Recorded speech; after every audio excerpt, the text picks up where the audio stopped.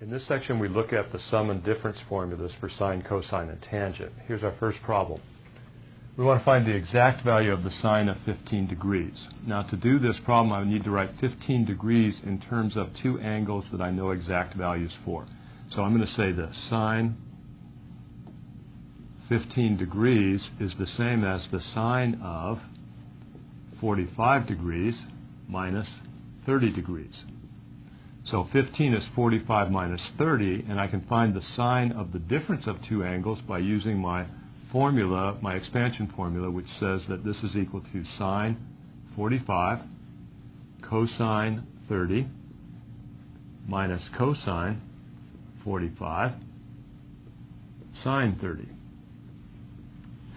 So I've memorized that formula for the expansion of the sine of A minus B. Sine A cosine B minus cosine A sine B.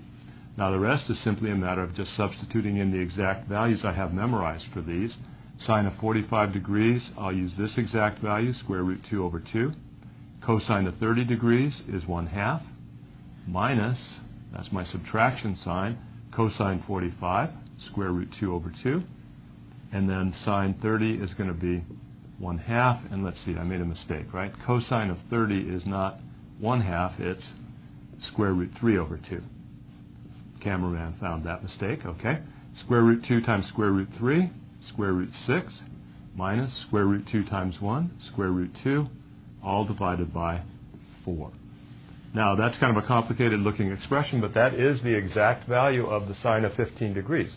If you put sine 15 in your calculator and get a decimal approximation to it, and then simplify this on your calculator, you'll see the decimal approximations are exactly the same. The key to working a problem like this is that you have memorized this expansion formula for the sine of A minus B, and of course you have memorized these exact values. Cosine 30 is square root 3 over 2, not the 1/2 that I said the first time. Let's look at another one. We want to prove that sine of 90 degrees plus theta is equal to cosine theta. So I'm going to use my expansion formula on this expression. So I'll write sine of 90 degrees plus theta is equal to sine 90 cosine theta plus cosine 90 sine theta. And I write this out because I've memorized the expansion formula for the sine of A plus B. Sine A cosine B plus cosine A sine B. Now, I need to write down the sine of 90 and the cosine of 90. I can do a quick little picture right here. I do this a lot when I'm working these problems. I know that y equals sine x looks like this, and it's 1 at 90 degrees. So the sine of 90 is 1 times cosine theta, plus I want cosine of 90, so again, I'll just draw a little diagram right here. One complete cycle of cosine looks like this. That's 360, that's 180, that's 90 right there, so cosine is 0. So 0 times sine theta, and then I have 1 times cosine is cosine theta, plus 0 times sine theta is 0. So I've succeeded in showing that sine of 90 degrees plus theta is equal to the cosine of theta. And I proved this using my expansion formula for the sine of A plus B, and then I just substituted in some exact values for sine 90 and cosine 90. And I like to draw these little pictures of one complete cycle of sine and cosine to get some of these exact values. Here's our next problem. We want to graph one cycle, how about graph one cycle of y equal 2 sine x cosine pi over 3 minus cosine x sine pi over 3. So this time I'm going to use my expansion formula in the opposite direction to write this as y equals 2 sine of, let me get this right, 2 sine of x minus pi over 3, because I recognize this as the expanded form of sine of x minus pi over 3. Now I'll check out the coefficients that I have right here in the constant term.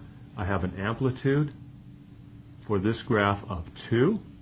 I have a period of 2 pi divided by that coefficient, which is 1, so that's just 2 pi. And I have a phase shift of minus negative pi over 3 divided by 1, so that's just positive pi over 3. So this is where my graph will start at pi over 3. It will end at pi over 3 plus 1 period, which is 2 pi. So pi over 3 plus 2 pi, let's say I have pi over 3 plus 6 pi over 3, that will be 7 pi over 3. Okay, so if I've got this marked off here, if that was pi over 3, that would be 1 pi over 3, 2, 3, 4, 5, 6, 7 pi over 3. So that will work. So let's label that 7 pi over 3. That's pi over 3, so I have 1 pi over 3, 2 pi over 3, 3 pi over 3, which is pi, 4 pi over 3, 5 pi over 3, 6 pi over 3, which is 2 pi, and then 7 pi over 3. So let's see, it's a sine curve. It has an amplitude of 2, so let me make that 2 and that negative 2. On the x-axis, we'll start here at 0, and let's see, it will go 1, 2, 3, 4, 5, 6. It'll be 0 in the middle, and it will be 0 at the end. Halfway in between, it will be up to 2. Halfway in between here, it will be down to negative 2. And let's see if I can sketch one complete cycle of this real nicely. There we go. So there's one complete cycle of y equal 2 sine x minus pi over 3, which is the compact form of this expression right here. So I've used my expansion formula in the other direction. Given the expanded form right here, I compact it down to this expression. Let's try one more problem. We want to let sine A equal 3/5 with A in quadrant 1. Sine B, a different angle, is negative 5/13, and B is in quadrant 3, and I want to find the sine of A plus B. Well, I know that the sine of A plus B is going to be the sine of A, the cosine of B, plus the cosine of A, times the sine of B. So I have, let's see, the sine of A, I can fill that in. That's going to be just 3/5 times cosine of B, I don't have that, plus cosine of A, I don't have that, but I do have the sine of B, which will be negative 5/13. So I need this expression, cosine A, and this expression, cosine B. So I'm going to use this information along with the quadrant to find those expressions. So let's see, up here I'm going to draw a little right triangle. I'm going to label this angle as A, and I'm going to label the triangle so it has a sine of 3/5. 3/5, and here's my right angle. So the opposite side is 3 and the hypotenuse is 5.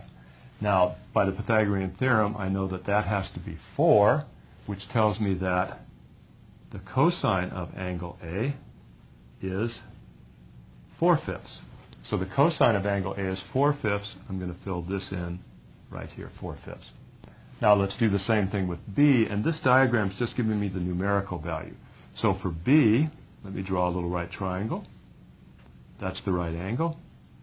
There's B. I'm not going to worry about the negative sign because I know what my cosine of B is going to be negative because B terminates in quadrant 3. Let's just take care of the numerical value. The sine of B is 5/13, meaning that's 5 and that's 13. By the Pythagorean theorem, then, I know that that's 12. That tells me that cosine of B has a numerical value of 12/13. And since B terminates in quadrant 3, I'm going to make this a negative 12/13. So now I can fill in this part of the problem, negative 12/13.